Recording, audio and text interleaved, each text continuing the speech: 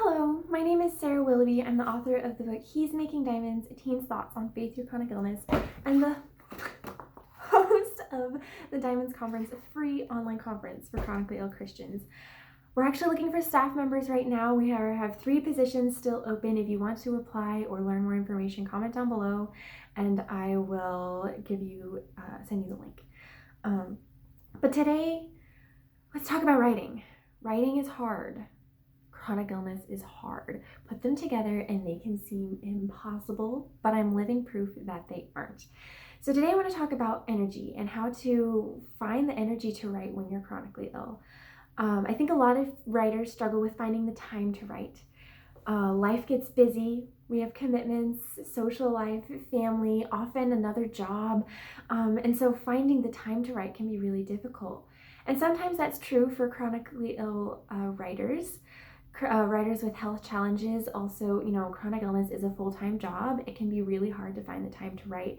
But I think that for a lot of us, harder than finding the time to write is the energy to write. Often we have the time to write because health prevents us from being able to, maybe have a full-time job, maybe have a job at all, or engage with family, with social interactions in the way that we would like to. So often we have the time, but not the energy. If you haven't heard of the spoon theory, make sure that you check it out. It's really powerful. It's really a great way to understand the limits of energy, of physical energy, of mental energy. If you have someone in your life who has an illness or a disability, Google the spoon theory. It's so good. But I think that really, before we get to the nitty-gritty bits of like energy management and how to somehow find the energy to write, I really just want to take a step back and do a perspective change, a perspective shift. So first, I want to encourage you to give yourself grace, and you'll notice that this is a theme in so many of my videos, but give yourself grace. We are not healthy writers, so we shouldn't be holding ourselves to the standard of healthy writers. They say write every day, but for chronically ill writers, that's not necessarily the best advice. Sometimes writing every day is going to burn you out, is going to take back from your ability to write well, to write with quality, to write consistently. Sometimes for us, writing needs to be further apart, and it needs to look differently. It needs to be less word count or more word count or whatever it is for you, and that's okay. Okay? That's okay. That's not a bad thing. That doesn't make you a bad writer. It could be a great thing. So give yourself grace.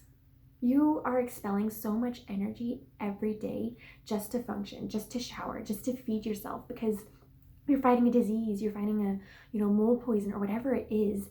It takes an incredible amount of nutrients and energy to survive, to live with. That's something that most writers don't have to deal with. They don't have this thing sucking every bit of energy, but you're fighting a battle just by laying there. So give yourself credit for that when it comes to writing.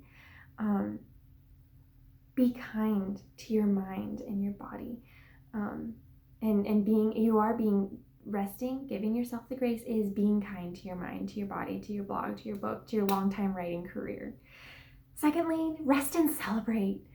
I know that it can be, maybe this seems like, okay, finding more time and more ability to write means stepping back from it, but it really does. Rest. The way to find more energy to write is to rest, and that's sleeping.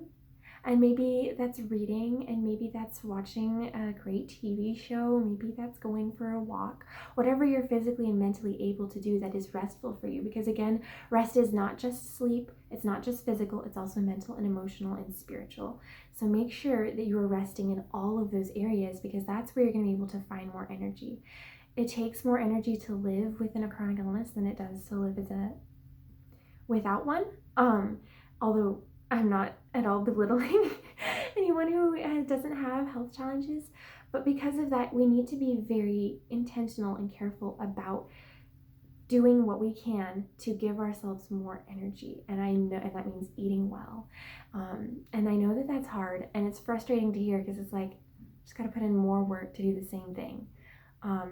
And that's frustrating, and that's not fair, and it isn't fair, but it's how life is.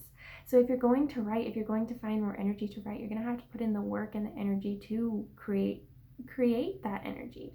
And sometimes you can't create more energy, and that's okay. Again, we talked about have grace on yourself. That's why I started with that. And celebrate the small things. Maybe it doesn't feel like this, oh, I finished my draft, or oh, I got, whatever it is. But writers, no matter what your health is, celebrate the small things. Celebrate, I wrote 100 words today. I made it past this scene. I created a character board. Celebrate those things. They're so worth celebrating. Those baby steps, those baby milestones are what get you to the huge milestones. And so in reality, they are huge milestones and they're worth celebrating. And when you celebrate your wins, you're more motivated to continue. You're more motivated to prioritize resting, to prioritize giving that space for rejuvenation and finding that energy, so that then you can write more. And celebrating is just such an important point in keeping the creative wheel ball rolling. Don't be afraid to write brain fog filled pieces. Don't be afraid to write stuff when you're not feeling your best. It can be frustrating to sit there in front of your computer and go, this isn't great. I don't have the energy to create something spectacular or even okay. It's just, it is what it is. It's not great, and that's okay. Don't be afraid to write those pieces, because those pieces are powerful and they're a starting point. And so you got to start somewhere, and those small steps again are what are going to get you to those big things. And this is true for every writer, but especially I really want Chronically writers to consider the reality of this, okay? So write the pieces that are messy, the pieces that are brain fog filled, the pieces that are, pain fog filled, because they have value and they're really, really actually powerful pieces. So when it comes to finding the energy to write, if you don't have the energy, it's okay to not be at your best all the time when it's writing.